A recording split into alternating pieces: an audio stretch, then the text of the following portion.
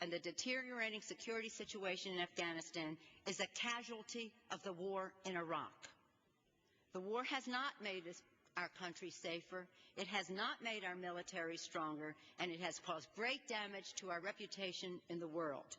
And it has hindered the fight against terrorism.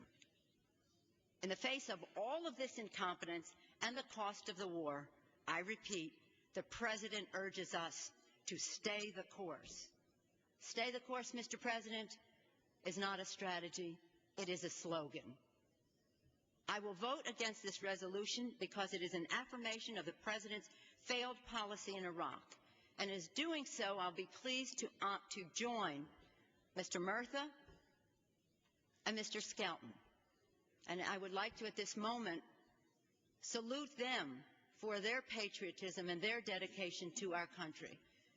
They are second to none, as Mr. Skelton said in his remarks. They are second to none in this Congress and in this country, and looking out for the troops and being concerned and knowledgeable about troop readiness, about the strains on our military that this war is putting, and in deterring our ability to respond to other threats.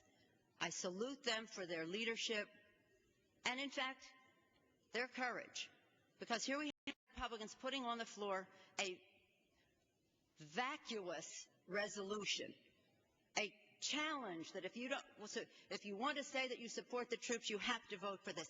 That day is over. That day is over. The credentials on real security for our country, be it homeland security, be willing to project the military might to protect America's interest at home and abroad, we all share that. So don't put something on the table that says you either vote for this if you support the troops or you don't.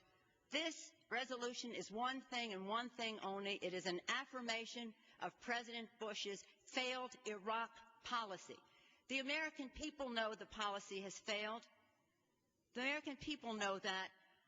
Hopefully it will dawn on the President, and he, instead of stay the course, will change the course. He will stop digging the hole that he's digging in Iraq and come out and see the light of day as to what is the right direction. Across the country, Americans have had free and open debate about this war. But when the time came to debate Iraq in this Congress, Republicans shut down debate with a closed rule. This is not only an affront to the Democrats, it is an affront to the American people. Closed rule, limited debate. Twice as many people on our side of the aisle would like to have spoken, but there wasn't enough time.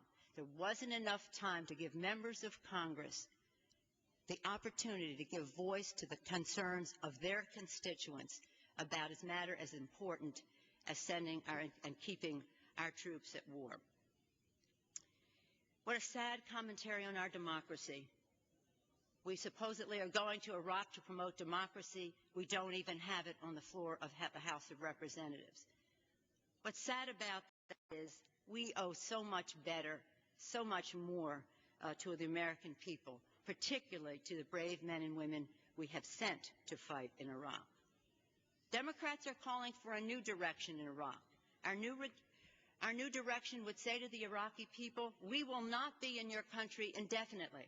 We will not construct permanent bases, and we will not control the flow of your oil. We will work with you and your neighbors diplomatically to ensure that reconstruction of Iraq is successful. We will do as Mr. Murtha advocates. We will redeploy and be ready. Republicans in Congress continue to try to mislead the American people by suggesting a link between the war in Iraq and the war on terror.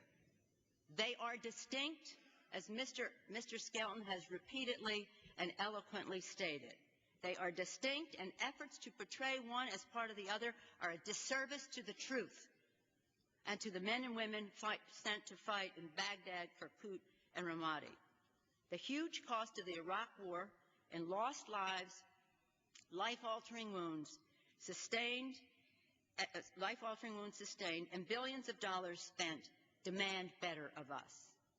The defense authorization bill was quoted again by Mr. Skelton, enacted last year, declares 2006 to be a year of significant transition in Iraq to full Iraqi sovereignty, creating the conditions for the phased redeployment of United States forces from Iraq. That's in the 2006 DoD authorization bill. The phased redeployment of United States forces from Iraq. That's the law of the land. You all voted to support it. We are halfway through 2006.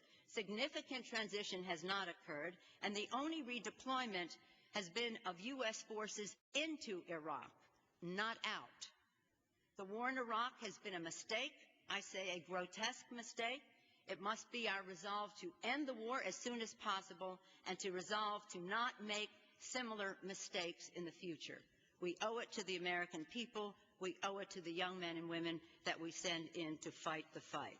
Again, Democrats take our responsibility to provide for the common defense very seriously. We're proud to have leaders like Mr. Murtha and Mr. Skelton to lead that charge for us. Thank you, Mr. Speaker.